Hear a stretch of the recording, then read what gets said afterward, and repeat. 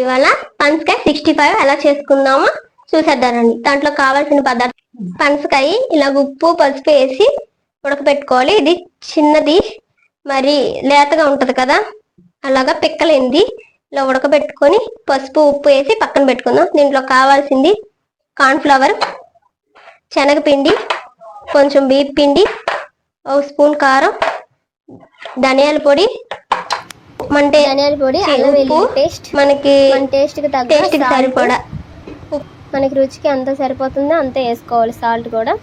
ఇప్పుడు శనగపిండి 1 cup, cornflour 1 cup, బియ్యం పిండి కొంచెం సరిపోతుంది, ఏంటంటే క్రిస్పీగా వస్తుందని. కారం, ధనియాల పొడి 1 స్పూను,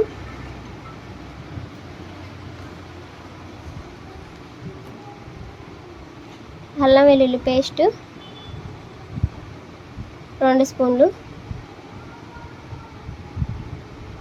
వేసుకొని ఉప్పు కూడా తగినంత వేసుకోవాలి. వేసుకొని ఇవి అంతా మిశ్రమాన్ని కలుపుకోవాలి. కలుపుకొని కొంచెం ఇలా మెత్తగా మొత్తం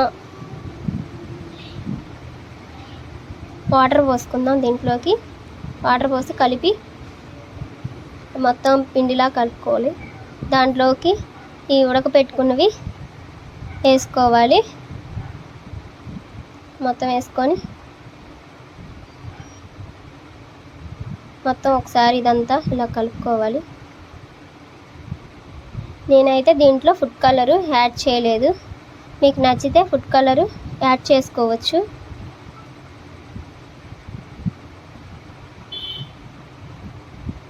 ఇప్పుడు దీన్ని కలుపుకొని పక్కన పెట్టుకుందాం. ఇప్పుడు ప్యాన్ పెట్టుకొని స్టవ్ వెలిగించి 1 కప్పు ఆయిల్ పోసుకోవాలి.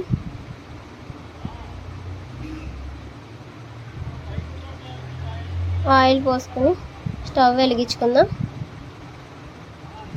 ఆయిల్ హీట్ ఎక్కాలి. మేము కొత్తగా ఛానల్ ఓపెన్ చేస్తున్నాము.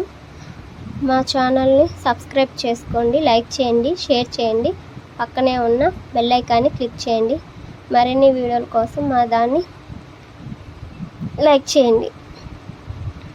ఇప్పుడు ఈ బాగా డీప్ ఫ్రైలో వేపుకోవాలి. ఇలాగా విడివిడిగా వేసుకోవాలి.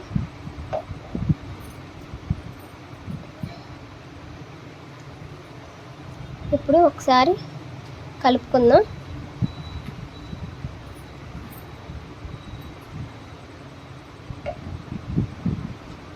ఇప్పుడు దీంట్లో బాగా వేగాలి, గోల్డెన్ కలర్లోకి రావాలి.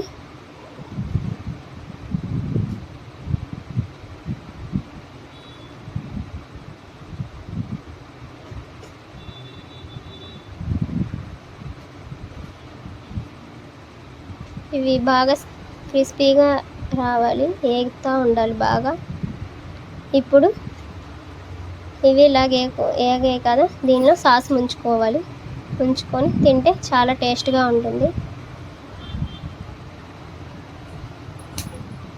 మా 65 కానీ నచ్చినట్లయితే లైక్ చేయండి, షేర్ చేయండి, పక్కనే ఉన్న బెల్ ఐకాన్ని క్లిక్ చేయండి. Bye friends.